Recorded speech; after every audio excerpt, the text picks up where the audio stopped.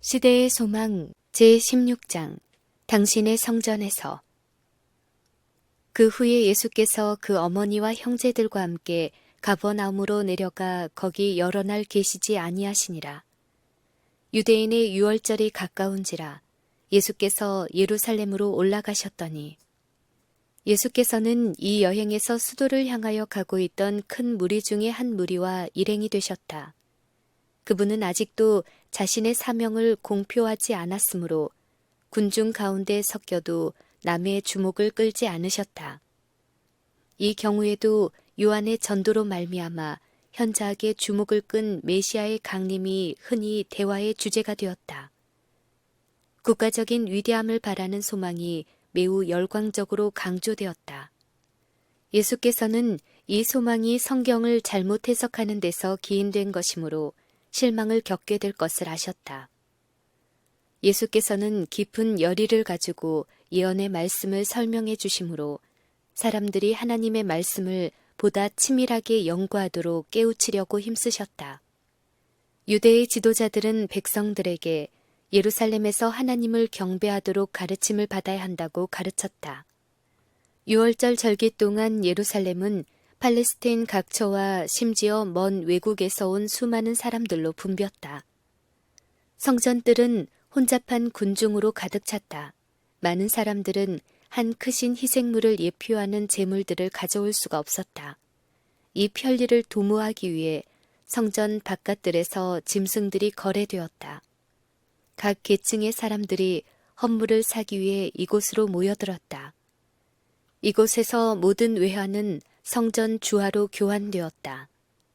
모든 유대인은 그 생명의 속전으로 해마다 반세겔을 지불하라는 요구를 받았으며 이렇게 모은 돈은 성전을 유지하는 데 사용되었다.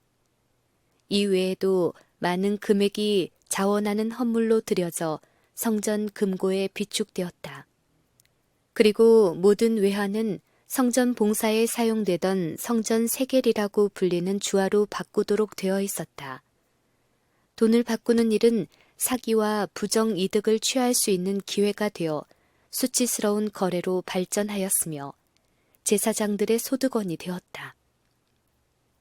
상인들은 동물들을 팔 때에 엄청난 가격을 요구하였으며 그 이익금을 제사장들과 관원들과 나누어 가졌다. 그들은 이와 같이 백성들의 희생으로 치부하였다.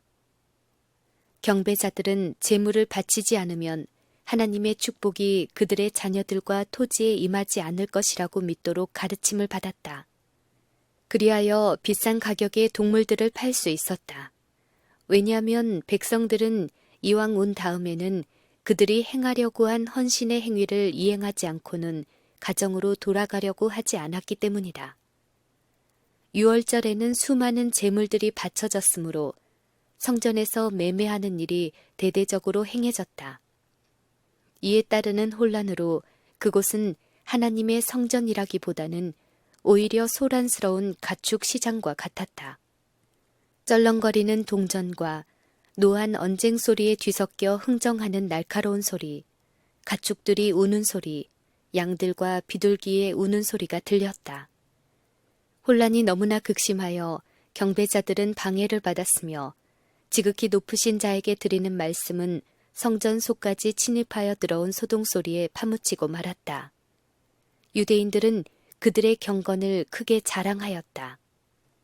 그들은 성전을 바라보고 기뻐했으며 성전을 헐뜯는 말은 신성 모독으로 간주되었다. 그들은 성전과 관계되는 의식을 이행하는데 매우 엄격했으나 그렇게 한 것은 돈을 사랑하는 마음 때문이었다. 그들은 하나님께서 친히 제정하신 이 의식의 본래 목적에서 그들이 얼마나 멀리 벗어났는지를 거의 깨닫지 못했다. 여호와께서 시내산에 강림하셨을 때 그 장소는 그분의 임재로 성별되었다. 모세는 산 주위의 경계를 정하고 그곳을 거룩하게 하라는 명령을 받았으며 그 후에 경고하시는 주님의 말씀이 들려왔다. 너희는 삼가 산에 오르거나 그 지경을 범하지 말지니 산을 범하는 자는 정녕 죽임을 당할 것이라. 손을 그에게 댐이 없이 그런 자는 돌에 맞아 죽임을 당하거나 살에 쇠어 죽임을 당하리니 짐승이나 사람을 물어나고 살지 못하리라. 이와 같이 하나님께서 임재하시는 곳은 어느 곳이든지 거룩하다는 교훈이 가르쳐졌다. 하나님의 성전의 경내는 신성하게 간주되어야 했다. 그러나 이익 다툼으로 이 모든 것이 잊혀졌다.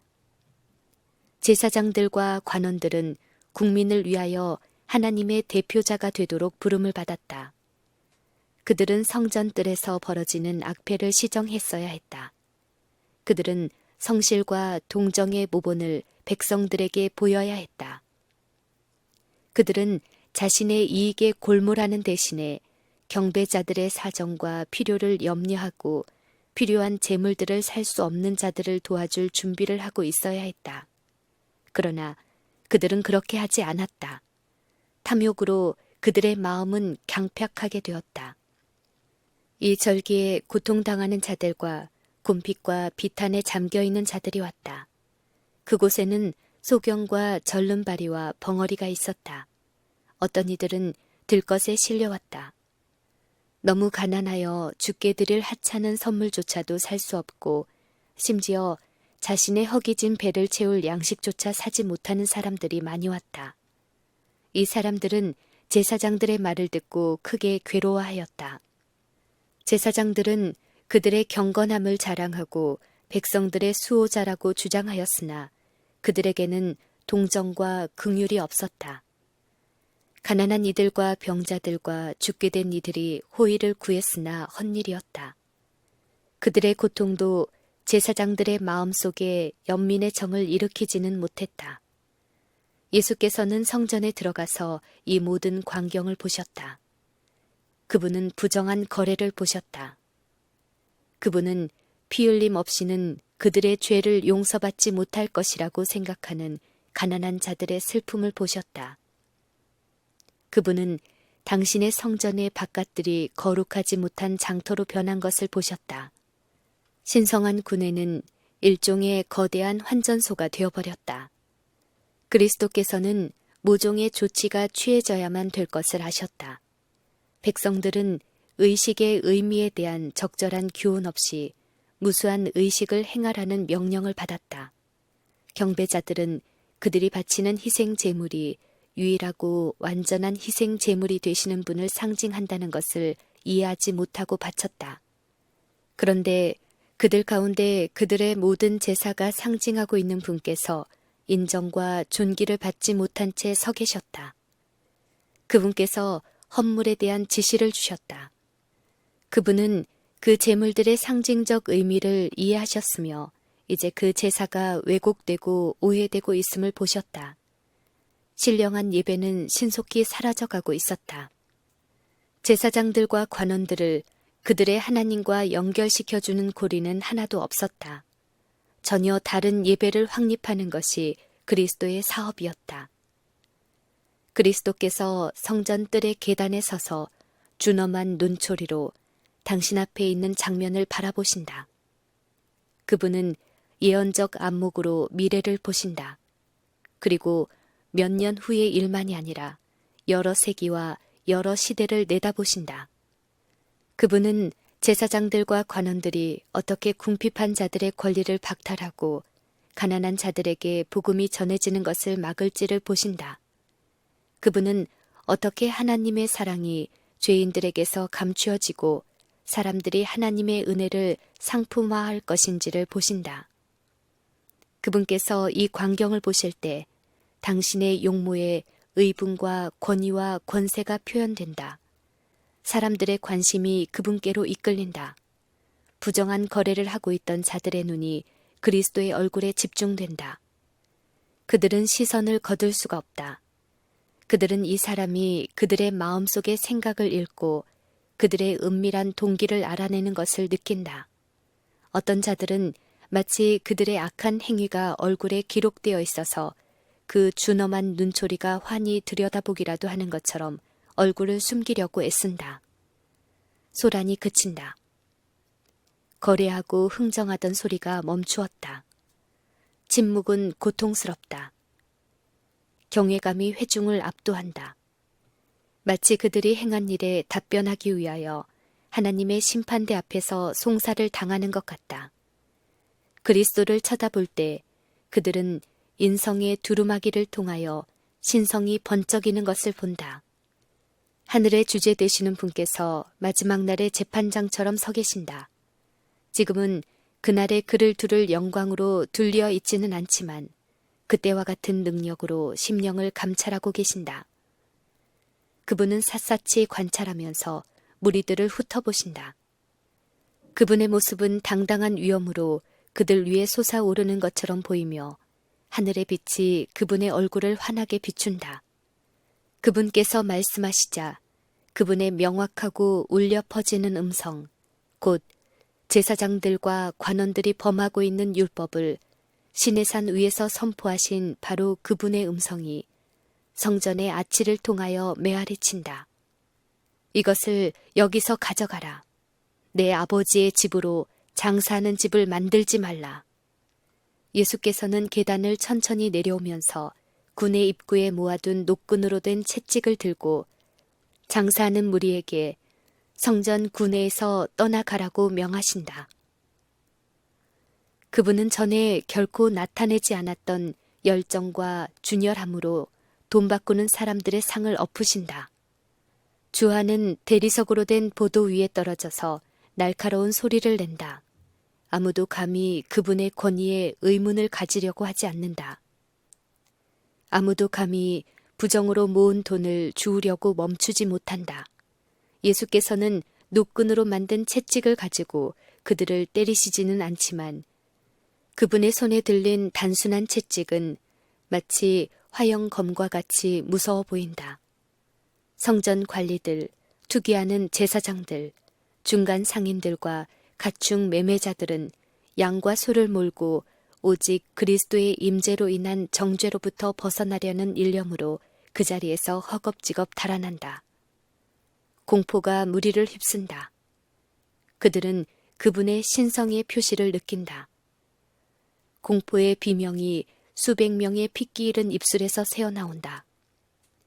제자들까지도 떤다. 그들은 예수님의 평상시의 태도와는 너무도 다른 언행의 두려움을 느낀다.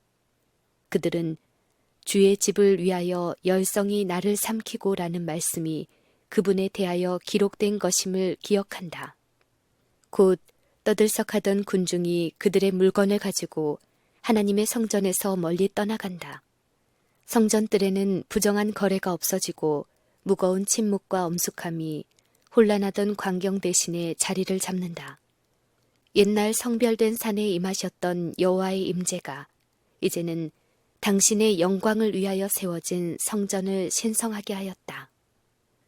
성전을 정결케 하는 중에 예수께서는 메시아로서 당신의 사명을 선포하고 사업에 착수하고 계셨다. 하나님께서 임재하시는 장소로 건축된 성전은 이스라엘과 세상을 위하여 실물 교훈이 되도록 계획되었다. 영세전부터 광명하고 거룩한 스랍천사로부터 사람에 이르기까지 모든 피조물을 창조주께서 내재하시는 성전이 되도록 하는 것이 하나님의 목적이었다. 죄로 말미암아 인류는 하나님의 성전이 되기를 그쳤다.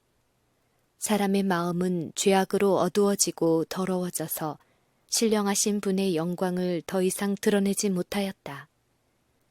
그러나 하나님의 아들이 성육신 하심으로써 하늘의 목적은 성취된다. 하나님께서 인류 안에 거하시고 또한 구원하는 은혜를 통하여 사람의 마음은 다시 하나님의 성전이 된다. 하나님께서는 예루살렘의 모든 성전이 모든 영혼에게 열려있는 고상한 운명에 대하여 끊임없이 증거하도록 계획하셨다.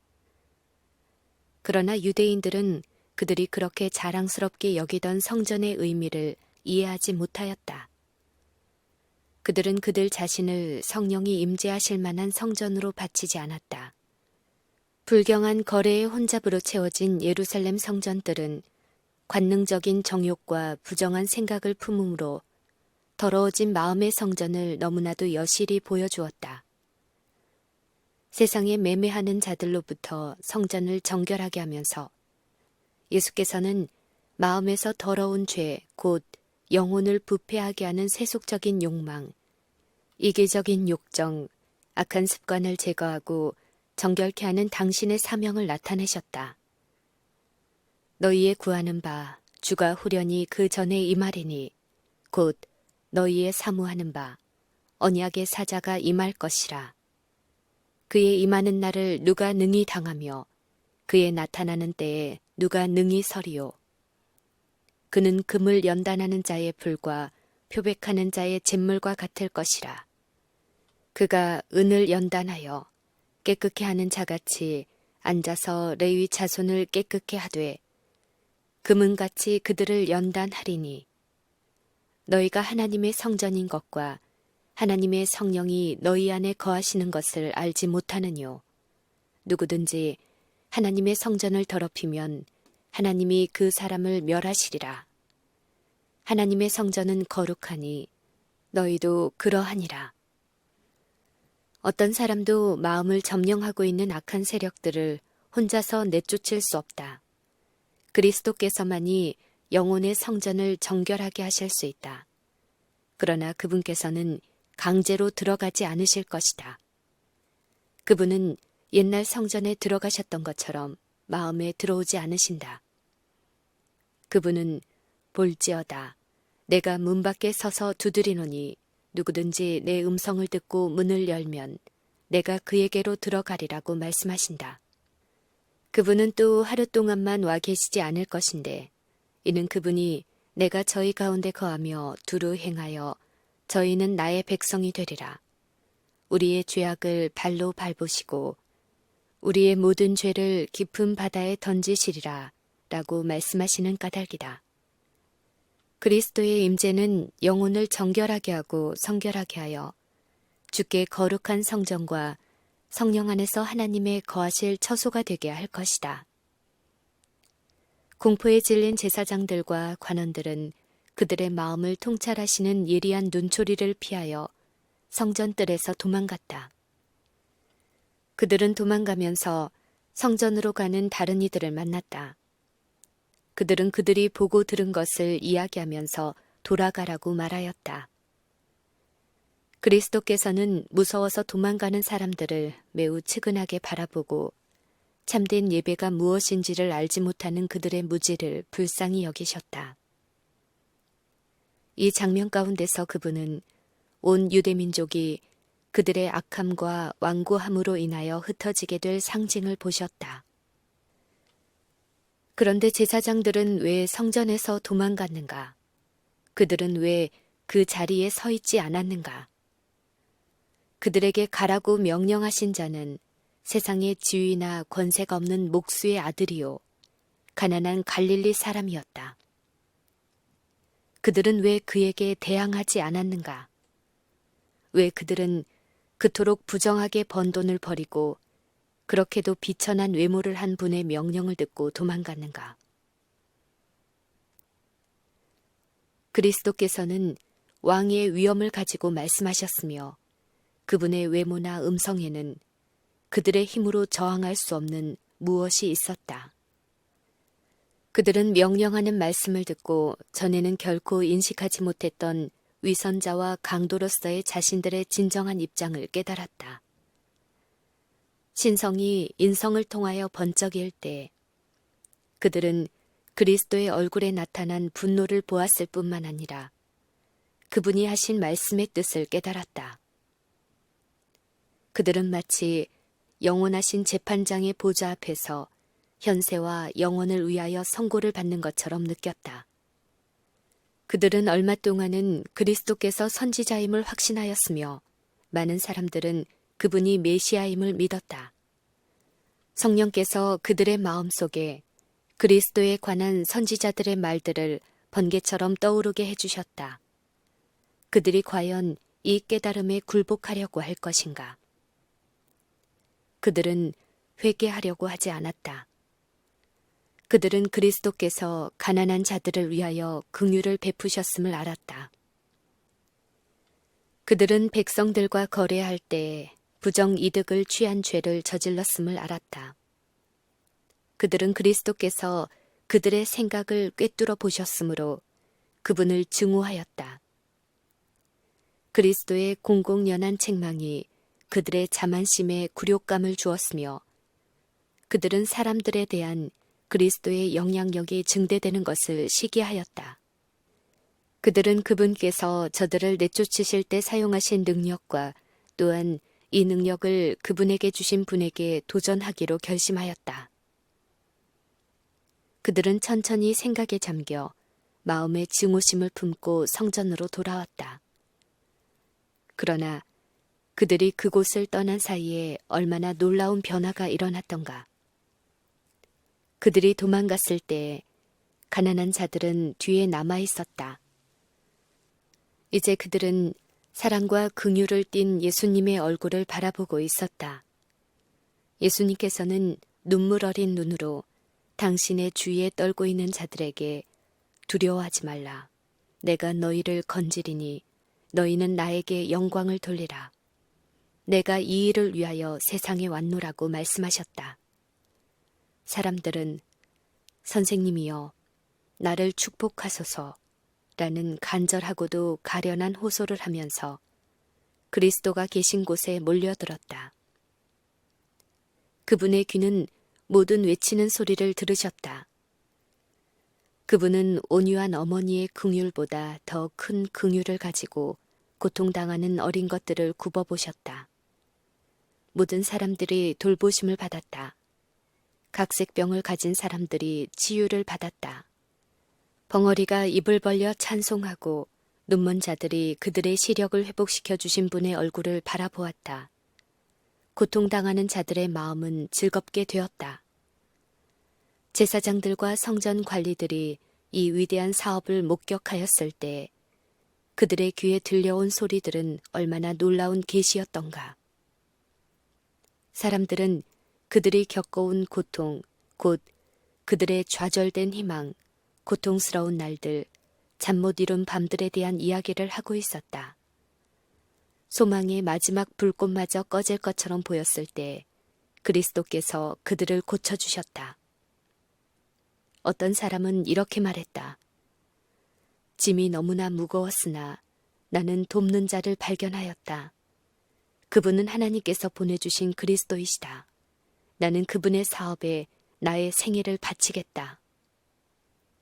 부모들은 자녀들에게 그리스도께서 너의 생명을 건지셨다. 네 목소리를 높여서 그분을 찬송하라고 말하였다. 유년들과 청소년들, 아버지, 어머니들, 친구들과 목격자들이 목소리를 합하여 감사와 찬송을 드렸다. 소망과 기쁨이 그들의 마음을 채웠다.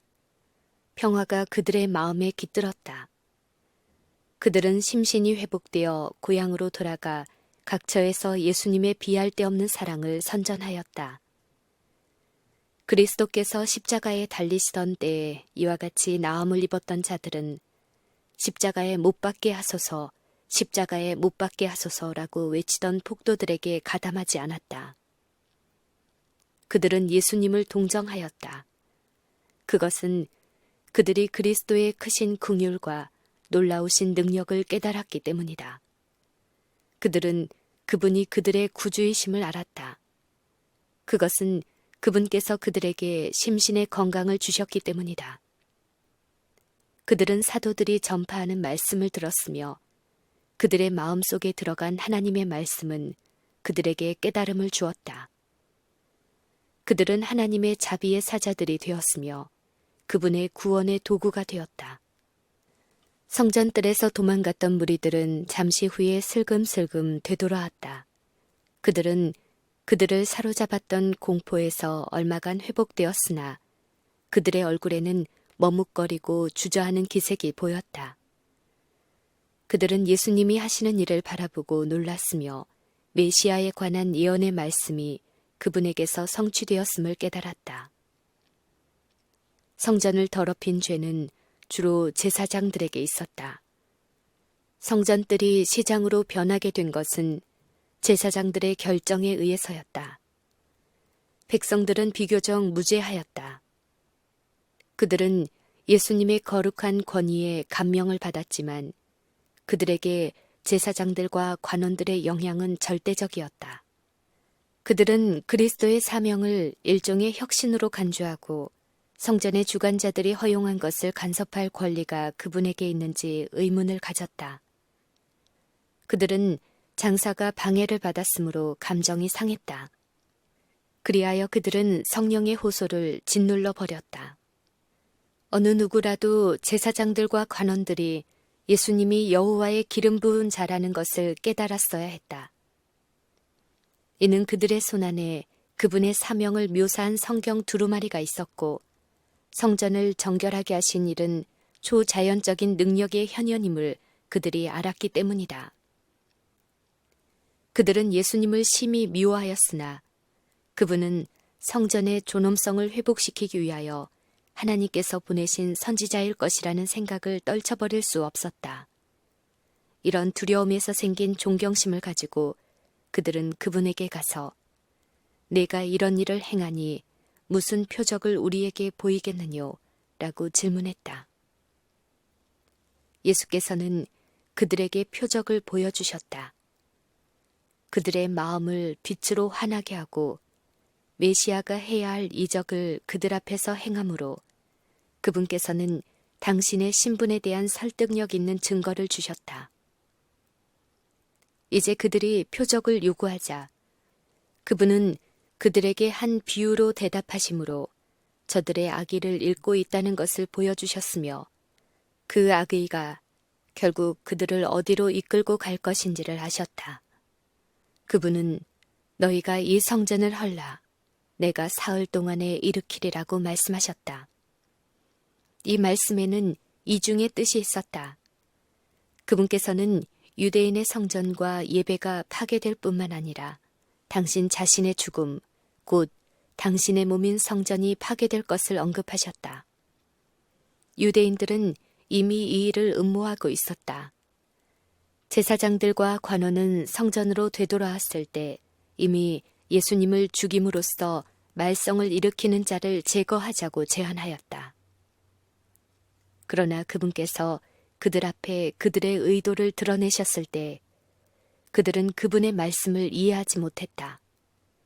그들은 그분의 말씀을 단지 예루살렘 성전에만 적용시켜 분노한 가운데 이 성전은 46년 동안의 지역권을 네가 3일 동안에 일으키겠느뇨 하고 외쳤다. 이제 그들은 예수께서 그들의 불신을 정당화시켜 주었다고 생각하고 그분을 거절할 것을 다짐했다. 그리스도께서는 불신하는 유대인들이나 심지어 당신의 제자들까지도 이때 당신의 말을 깨닫도록 의도하지 않으셨다. 그분께서는 당신의 말씀이 원수들에 의해 곡해되고 당신을 거절하는 데 쓰이리라는 것을 아셨다. 그분께서 신문을 받으실 때 그 말씀은 고소의 재료로 그리고 갈바리에서는 그분에 대한 조롱거리로 쓰여질 것이었다. 그러나 지금 그것을 그들에게 이야기해 준다면 제자들은 그리스도의 고난에 대하여 알게 될 것이며 아직은 감당할 준비를 갖추지 못한 슬픔을 그들에게 안겨주게 될 것이었다. 그리고 그 설명은 편견과 불신의 결과를 유대인들에게 너무 일찍 드러내는 일이 될 것이었다. 이미 그들은 그분께서 마치 도수장으로 끌려가는 어린 양과 같이 되시기까지 그분을 끈질기게 쫓아다닐 길에 들어섰다. 그리스도께서 이 말씀을 하신 것은 당신을 믿는 자들을 위해서였다. 그분께서는 그 말씀이 되풀이 될 것을 아셨다.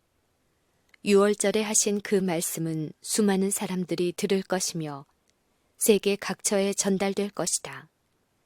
그분께서 죽은 자 가운데서 부활하신 후에 그 말씀의 의미가 명백하게 될 것이었다. 그 말씀은 많은 사람들에게 그리스도의 신성에 대한 결정적인 증거가 될 것이었다. 예수의 제자들까지도 그들의 영적 흑암 때문에 그리스도의 교훈을 이해하지 못하는 때가 흔히 있었다. 그러나 뒤이어 일어난 사건들로 인하여 이 교훈들 중 많은 것들이 명백하게 되었다. 그분께서 더 이상 그들과 동행하지 않게 되었을 때 그분의 말씀은 그들에게 지주가 되었다. 예루살렘 성전에 대하여 언급하면서 구주께서 하신 이 성전을 헐라 내가 사흘 동안에 일으키리라. 이 말씀은 듣는 자들이 이해한 것 이상의 깊은 의미가 있었다. 그리스도께서는 성전의 기초요 생명이셨다. 성전의 봉사는 하나님의 아들의 희생을 표상했다. 제사장직은 그리스도의 중보적 성격과 사업을 나타내기 위해 제정되었다. 희생 제도의 전체적인 계획은 세상을 구속하기 위해 구주께서 죽으실 것을 예표하였다. 여러 세대 동안 가리켜왔던 큰 사건이 완성되는 때에 이 제사들의 효험은 없어지게 될 것이었다. 모든 제사 제도가 그리스도를 상징하는 것이었으므로 그분을 떠나서는 아무런 가치가 없었다. 유대인들이 그리스도를 죽음에 넘겨줌으로써 그분을 최종적으로 거절하였을 때 그들은 성전과 그 봉사의 의미를 부여했던 모든 것을 거절한 것이었다. 성전의 신성성은 떠나갔다. 성전은 파괴당할 운명에 처해 있었다. 그날부터 희생 제물과 그것과 관련된 의식은 무의미하게 되었다. 가인이 드린 제물처럼 그것들은 구주를 믿는 믿음을 표현하지 않았다. 유대인들은 그리스도를 죽임으로써 그들의 성전을 실제적으로 파괴했다. 그리스도께서 십자가상에서 운명하실 때에 성소 안의 휘장이 위에서 아래로 두 갈래로 찢어진 것은 곧 최후의 큰 희생이 치러졌다는 것과 희생 제물을 드리는 제사 제도가 영원히 종말을 고하였다는 것을 의미하는 것이었다. 내가 사흘 동안에 일으키리라. 구주께서 돌아가셨을 때 흑암의 권세가 승리한 것처럼 보였으며 그들은 승리로 기뻐 날뛰었다. 그러나 예수께서는 요셉의 갈라진 무덤에서 정복자로서 부활하셨다. 정사와 권세를 벗어버려 밝히 드러내시고 십자가로 승리하셨느니라. 그리스도께서는 당신의 죽음과 부활로 말미암아 주께서 베푸신 것이요 사람이 한 것이 아닌 참 장막에 부리는 자가 되셨다. 유대인의 성막은 사람들이 건축했다. 유대인의 성전도 사람이 건축했다. 지상에 있는 것의 원형인 하늘 성소는 인간 건축가가 세운 것이 아니었다. 보라, 순이라 이름하는 사람이 여호와의 전을 건축하고 영광도 얻고 그 위에 앉아서 다스릴 것이요 또 제사장이 자기 위에 있으리라. 그리스도를 예표하던 희생 제사는 끝났다. 그러나 사람들은 세상의 죄를 위하여 바쳐진 참된 희생 제물에 눈을 돌렸다. 지상의 제사장 직분은 그쳤다. 그러나 우리는 새 언약의 중보이신 예수님과 아벨의 피보다 더 낫게 말하는 뿌린 피를 바라본다. 첫 장막이 서 있을 동안에 성소에 들어가는 길이 아직 나타나지 아니한 것이라. 그리스도께서 장래 좋은 일의 대제사장으로 오사 손으로 짓지 아니한 더 크고 온전한 장막으로 말미암아 오직 자기 피로 영원한 속죄를 이루사 단번에 성소에 들어가셨느니라. 그러므로 자기를 힘입어 하나님께 나아가는 자들을 온전히 구원하실 수 있으니 이는 그가 항상 살아서 저희를 위하여 간구하심이니라. 성전의 봉사가 지상에서 하늘의 성전으로 옮겨지고 성소와 우리의 크신 대제사장이 인간의 눈에는 보이지 않을지라도 제자들은 그것으로 말미암아 조금도 손실을 당하지 않을 것이었다. 그들은 구주의 부재로 말미암아 그들의 교통이 단절되거나 능력이 감퇴되는 일이 없음을 깨닫게 될 것이었다. 예수께서는 하늘 성소에서 봉사하는 한편 당신의 성령을 통하여 여전히 지상의 교회를 섬기는 자가 되신다. 그분은 육안에서는 사라지시나 떠나가실 때 볼지어다 내가 세상 끝날까지 너희와 항상 함께 있으리라 하신 약속은 성취된다. 그분께서는 당신보다 낮은 교역자들에게 당신의 능력을 위임하시지만 활력을 주는 그분의 임재는 아직도 그분의 교회와 함께 하신다. 그러므로 우리에게 큰 대제사장이 있으니 곧 하나님 아들 예수시라. 우리가 믿는 도리를 굳게 잡을지어다. 우리에게 있는 대제사장은 우리 연약함을 채울하지 아니하는 자가 아니요 모든 일에 우리와 한결같이 시험을 받은 자로 돼 죄는 없으시니라. 그러므로 우리가 긍휼하심을 받고 때를 따라 돕는 은혜를 얻기 위하여 은혜의 보좌 앞에 담대히 나아갈 것이니라.